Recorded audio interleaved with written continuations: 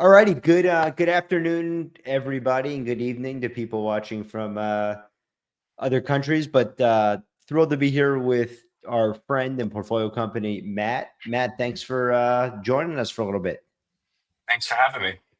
Matt, we love to start these things, thinking about you personally, opposed to about Anuvi, which we're excited to get into. But so you okay if we just go down a couple questions that a little bit more on the personal side versus work side? So excited. All right, awesome. First thing we ask almost all of our entrepreneurs, like if you, I don't know if you think of yourself as legal tech, maybe not, and we'll explain why in a second. But if you weren't doing this, what industry would you be in? No, I do. I think of us as legal tech, so I hope you do too. Oh, we do, but most like okay, awesome. Yeah, I definitely think of us as legal tech. I think if I wasn't doing this, what I like about what we do today, even though it is legal tech, it can feel a bit maybe in the clouds.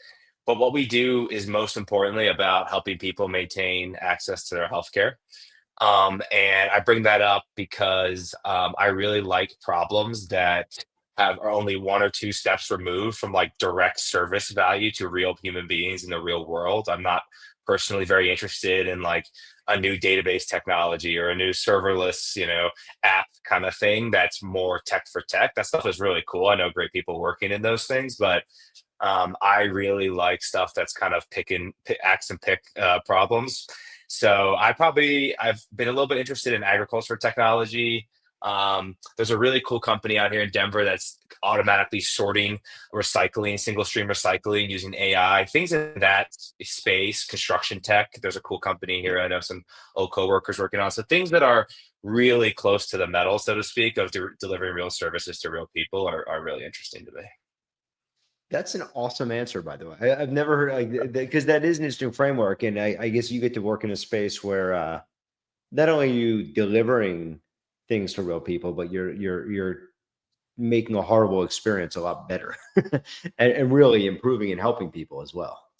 Yeah, I mean the most common like customer support issue we get is, hey, I just got laid off. I have, dialysis I need next week, or insulin, or a procedure I've been scheduled for 6 months, I'm gonna lose access to. Can you help me? And we're like, yeah, we can help you. Here's the process, but All I'm right, jumping ahead. So I screwed this up. Let's keep going, and that's how you know this is live. Tell us any surprising facts about you, where the things that we have that I don't know, like where you'd be like, "Wow, really?" yeah, not that interesting. So I was actually just sitting with my team before, and I was like, "Hey, what's something interesting about me?" And my co-founder said, "You're actually a nice guy," which most people probably don't know about you. So you That's a can hell take of that. You can take that for what that is. Two others that I was thinking of as a hobby, kind of related to the ag tech thing. I've actually been building hydroponic systems in my house. So my wife and I built a hydroponic system that's like fully enclosed in an old bookshelf. It has like 3 rows of plants that it can grow. That's one, and then the other would be in high school. I started my first business actually when I was in high school. It was a DJ business, believe it or not, and so we lugged a bunch of amps and lights to gymnasiums and bar mitzvahs and weddings. And I actually sold that business before I went to college. So your first exit. there you go. Awesome. All right. All right. So you're a nice guy, DJ business. If I could, Hydroponics. if you could snap your fingers and be anywhere in the world right now, no restrictions, like where would that be and why? I'd be skiing Revelstoke. I think they got a big snow dump yesterday. I think Where? Revelstoke. It's a kind of a little known mountain, not little known, but in northern Canada. So I'd be skiing in Canada if I had the choice right now. Awesome. I love that you're tracking that. Like, that's just always on your mind. All right. Let's jump over to Anuvi. Like help me walk me through the backstory. What compelled you to start this? Why? And what are you guys working on? Yeah, so Anuvi is a Cobra administrator. Cobra is a federal law that allows former employees to stay on their employer's healthcare plan for a kind of predetermined set of time. It's been around since the 80s. And I stumbled upon it because a buddy of mine went through the Cobra process at our previous employer. And this employer cared a ton about future of work, the employee experience, offboarding, benefits, really great, programs and policies around all that. but his offboarding and Cobra experience, because he did elect and decide to engage with Cobra, was awful. He was paying this shady company thousands of dollars a month. They would take different amounts every month out at random. And then he would go to urgent care with his daughter needed some urgent care, and his car wasn't working, and he actually had to threaten a little bit of legal action, and then things got fixed. But it stood out to me because of how it was a large 1,500 person employer that really cared. How could this be the experience? This just felt weird. They're not negligent with things like this, and so um, I started talking to benefit brokers, and it was like, oh no, that's just like that's the industry standard. Like this is normal, and it was shocking to me that that could be normal. And so what we saw as an opportunity there was there wasn't really anybody building what I would say, what I kind of call gusto for Cobra. The solutions were all, specifically on the software side, were all, let's build software that administrators use to administer Cobra, which is very different than just saying, no, it's just software end to end. And that's how we think about it. And I call that gusto for Cobra because that's what, in my view, they did with payroll. Payroll used to be, a tool that administrators use to administer payroll. And then, during the payroll revolution, people were like, no, what if it's just, mostly software end to end? And that's our approach to it and why we're being successful bringing that to market. Look, the reason we were attracted, or I specifically was attracted to what you're doing, is I've been on Cobra before, and you're describing like what was a good experience. I remember I had to get the monthly bills via mail, and I had to mail a check back. And if I didn't get that specific, like I missed a letter, they canceled me. Why is the experience why was the experience so horrible, or was it so horrible? Because I mean, nobody went out to say let's make it horrible, or was it just a I truly think there's only a few people in the entire country building the last mile fulfillment, and all those people came at it from like a claims approval perspective. They're all TPAs who claims approval was kind of their background, and it's not really a claims approval process actually at its core. And so for the people who are building it, they came at it with like I think in my mind, like the wrong mental model, but it's one of 15 product lines they're offering, and frankly the lowest revenue one in the bunch. And so I haven't seen anybody kind of from the ground up say let's just do the last mile work of actually sending the paper, collecting the payments, enrolling with the insurance carriers. So the people who know this problem, they don't even really care about it, frankly. And so we were like, I think, frankly, the first person to say, and they're like, we exclusively care about it. So maybe explain to me the product now, what you're doing, where you're, what V1, 2, 3 has looked like. Yeah. So we are, our platform is really the only one I believe in the country that a benefit broker can just Google us, log in, put in their information, submit their groups to us, connect it to their payroll system, and boom, in like a day or two, their company, their client is now compliant with Cobra. That is like not that's what we do, but that is not how the market works today. The market is you need an implementation manager. It takes 60 days. You got to send a bunch of spreadsheets. And so we've really been focusing on making it really easy for insurance agents and benefit brokers to find us, set groups up with us, and then after they're set up, full transparency on everything we're doing. So we are full suite, outsourced Cobra compliance solution, but we also have it feels like, if you imagine what Gusto feels like to you, and if you do payroll there, or like what Carta does, it takes this process that used to be mostly around spreadsheets, opaque, hoping you're compliant, to being able to kind of see nuts and bolts, every single transaction, every single letter, every single participant that we're working with right there in your Anuvi portal. And what's the reaction been to date? Great. We grew 10x last year. We work with most of the large insurance agencies in the country. So we have customers with Assured Partners, Marsh, One Digital, Hub, Alera, IMA, and then almost all of them. And then we're also working with tons of independent insurance agents as well.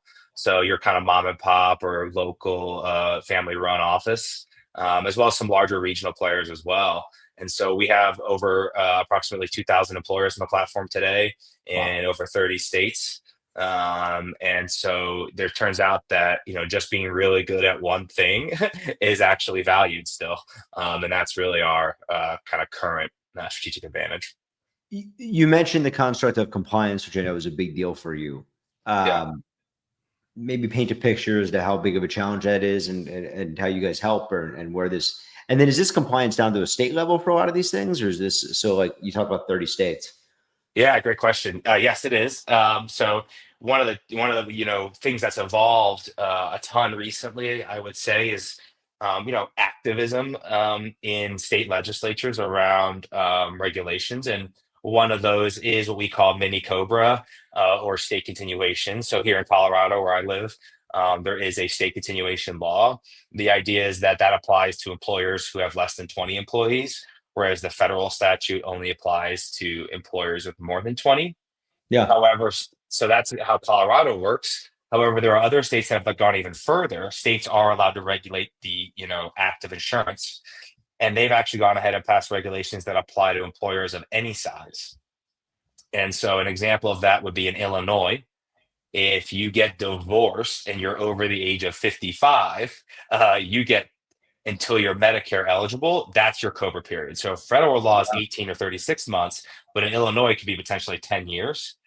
That's an example of a state law that our platform handles, that your average solution. If you read, I would highly recommend you read if anybody has a COBRA administrator, read the fine print. Are they only doing federal law for you? Or are they doing federal and state law? We have a API internally we call Scrappy that applies the combination of federal and state law for us at an API level, and it has all the rules engine necessary to know when and how to appropriately apply that. That's pretty awesome. Maybe fast forward a little bit. What is the vision? How do you think about things in 3 to 5 years, or maybe you don't need to think of anything different. It's just get more employers on this. That's the magic question of the moment, actually. But I would say the thing we're most excited about right now, and a thing that uh, we have in market and having a great reception to, is what we call offboarding decision support. So the average, Cobra TPA, or almost all Cobra TPAs, they view their job as, let's serve you your election notice, like you get served other court documents, right? And then once they've served you, they've checked the box for the employer's compliance, they cross their fingers and hope you don't elect it. Is basically, I think, what they do. Instead, we're coming at it like, what's the user's problem? The user's problem is they just lost access to a bunch of financial services. They lost their life insurance. They lost their health care. They maybe now have a 401k that's kind of stuck with their employer. How can we help them intelligently migrate those things into a set of financial services that are valuable to them?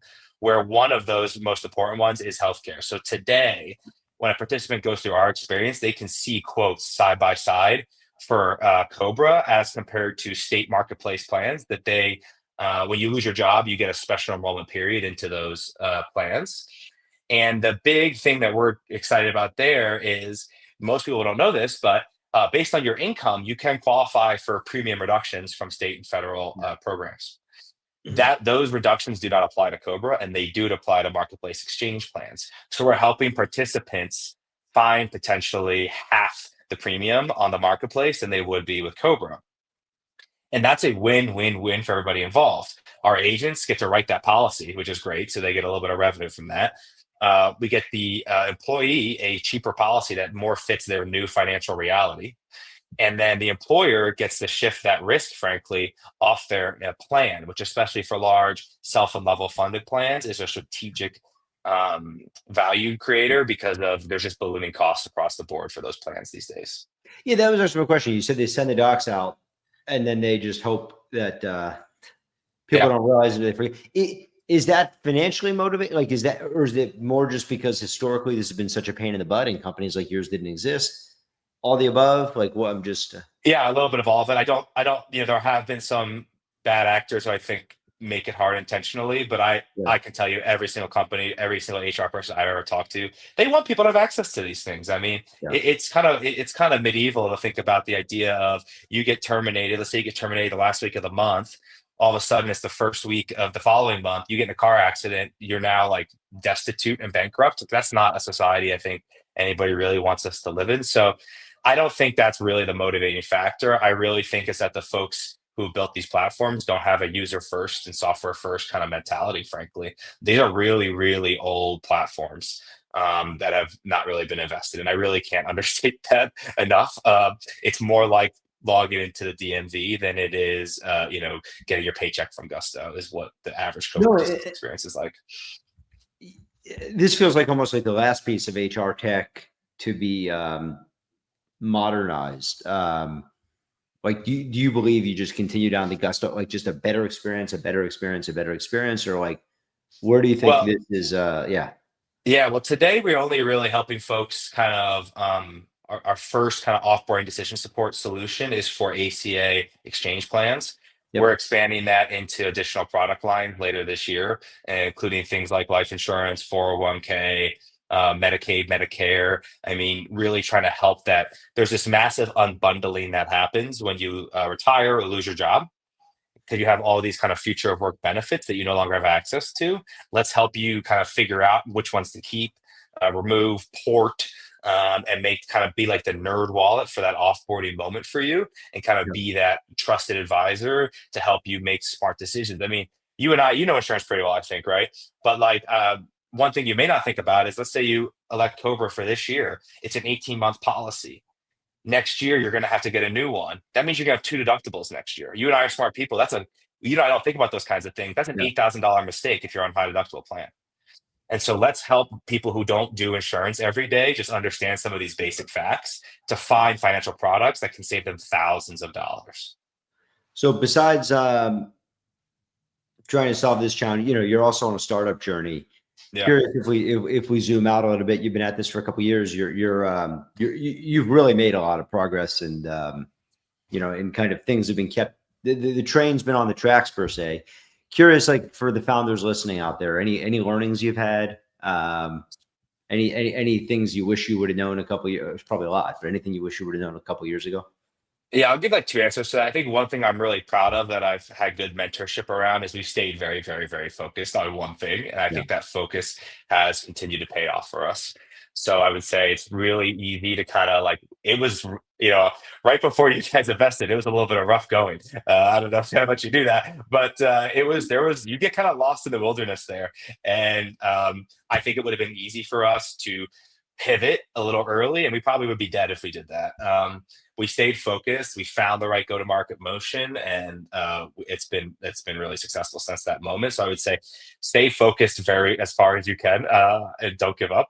The other one I would say that we didn't do well is we had great counsel, a great attorney, but not really a great like GC that was almost more like an advisor. And we got that later in the journey, and it's been very impactful for me personally and for the company to have a general counsel I can just call informally. They're also like an advisor, and they can help you kind of do a better job of risk assessment. Whereas your like kind of corporate counsel is just like, this is what the law says, and I'm like, yeah, but like help me unpack this Be a partner. risk Yeah. because yeah, help me actually understand what would actually happen if these things, because that's the decision you have to actually make as a founder is what are we actually going to do?